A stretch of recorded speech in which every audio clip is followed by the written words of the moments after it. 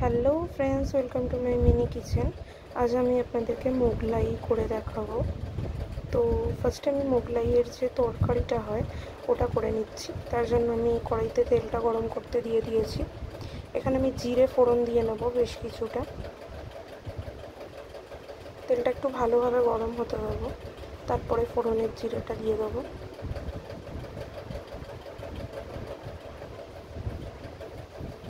জিরেটা দেওয়া হয়ে গেলে আমি এখানে আলুটা দিয়ে দেবো। আলুর তরকারি হয় যেটা আর কি।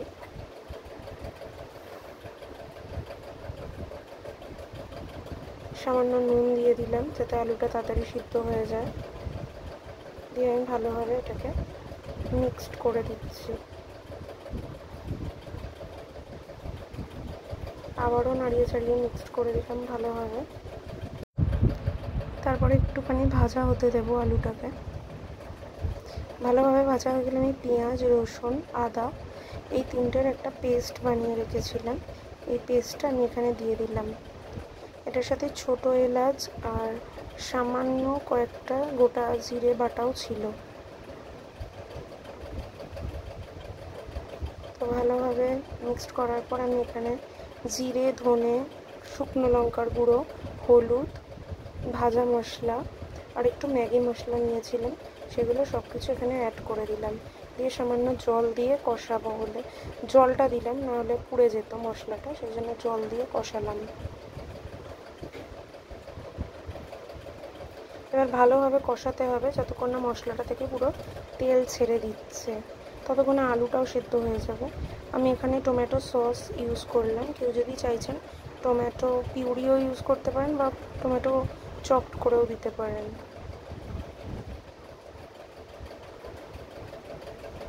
এরপরে আমি এখানে ধনে পাতা ইউজ করব। তো সামান্য পরিমাণে ধনে পাতা আমি ওপর থেকে দিয়ে দিলাম। দিয়েও আরেকটুখানি জল দিয়ে দিলাম, কারণ আলুটা আমার তখনও সেদ্ধ হয়নি। তো এখন আমার রান্নাটা হয়ে গেছে, আলুটা সেদ্ধ পুরোপুরি কমপ্লিট।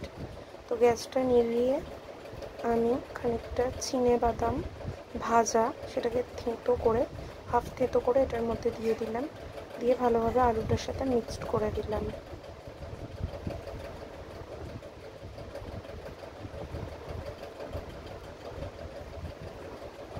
আমার এখানে তরকারিটা পুরোপুরি কমপ্লিট।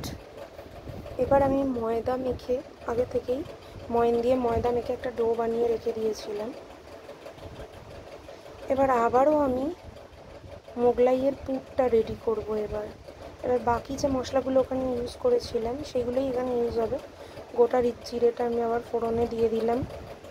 এটার সাথে আমি পেঁয়াজ বাটা অ্যাড করছি, পেঁয়াজ, রসুন, আদা আর সামান্য গোটা জিরে আর ছোটো এলাচ ছিল। সব কিছু বাটার যে পেস্টটা ছিল সেটা আমি এখানে ইউজ করে নিচ্ছি। ভালোভাবে এবার পেঁয়াজটাকে কষিয়ে নেব।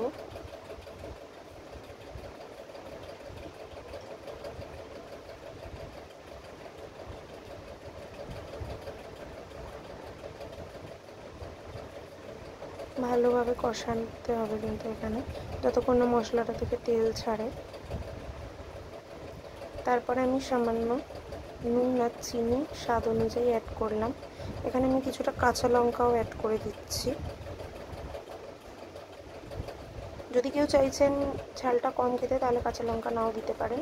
তারপরে আমি ধনেপাতাটাও এখানে অ্যাড করে দিলাম। দিয়ে আমি ভালোভাবে কষিয়ে নেব।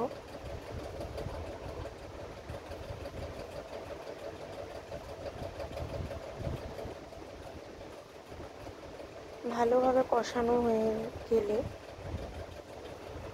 আমি এখানে বিস্কিটের গুঁড়ো যেটা হয় সেটা এখানে অ্যাড করে দিলাম।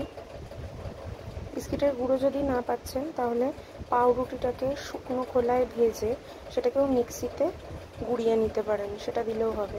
ওপর থেকে আমি একটু বেশি পরিমাণে এখানে ওই ভাজা চিনেবাদামগুলোকে অ্যাড করে দিলাম। এটা হচ্ছে আমার মোগলাইয়ের পুরটা রেডি হয়ে গেল।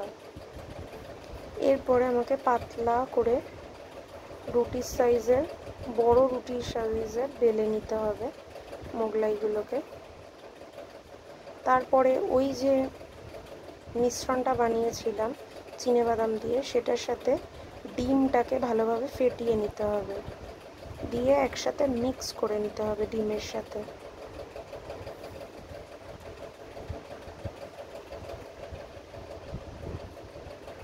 ডিমের সাথে মিশ্রণটাও এই রুটির মধ্যে ভালোভাবে পুরটাকে দিয়ে নিতে হবে, দিয়ে স্প্রেড করে দিতে হবে।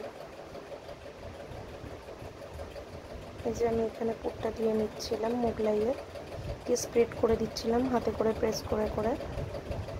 তারপরে আমাকে চারদিকটাকে ভালোভাবে বন্ধ করে দিতে হবে, যাতে তেলে দিলে কোনোভাবেই যাতে না খুলে যায়, দিয়ে একটু হাতে করে প্রেস করে দিতে হবে। আর মুখটাকে কিন্তু খুব ভালোভাবে বন্ধ করতে হবে, নাহলে কিন্তু তেলে দিলেই খুলে যাবে। এইবারে আমি তাওয়াতে তেলটা গরম করতে দিয়ে দিলাম। একটু ভালো পরিমাণে তেলটা গরম করতে হবে, বেশি পরিমাণে। তারপরে আস্তে করে তেলের মধ্যে আমি মোগলাইটাকে ছেড়ে দিয়েছিলাম,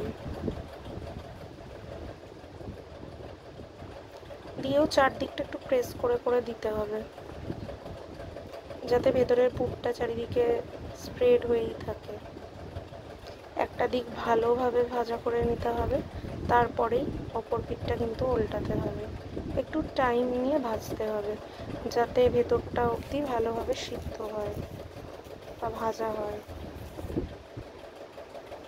আমার একটা দিক হয়ে গেছিলো, আমি অপর পিঠটাও এটাকে উল্টে আমি ভেজে নিচ্ছিলাম। দারুণ টেস্টি হয়েছিল খেতে। বাড়িতে অতি অবশ্যই একবার করে ট্রাই করবেন সবাই। একদম রেস্টুরেন্টের মতন বা স্ট্রিট টাইপে আমরা যেরকম খেয়ে থাকি সেরকমই মোগলাইটা খেতে হয়েছিল। কমেন্ট করে জানাবেন কেমন লাগলো। তো আমার মোগলাইটা এখানে ভালো মতন ভাজা রেডি, দেখতেই পাচ্ছেন। খুবই ক্রিস্পি হয়েছিল বাইরে থেকে, আর ভেতরের পুরটাও ভালোভাবে সিদ্ধ হয়েছিল, খুবই টেস্টি হয়েছিল খেতে। তো আমি এটাকে তরকারি আর টমেটো সসের সাথে সার্ভ করেছিলাম, আর সামান্য পেঁয়াজও নিয়ে নিয়েছিলাম। তো ভালো লাগলে প্লিজ একটা লাইক কমেন্ট করে শেয়ার করে আমার পাশে থাকবেন। আমার ভিডিওটা দেখার জন্য থ্যাংক ইউ।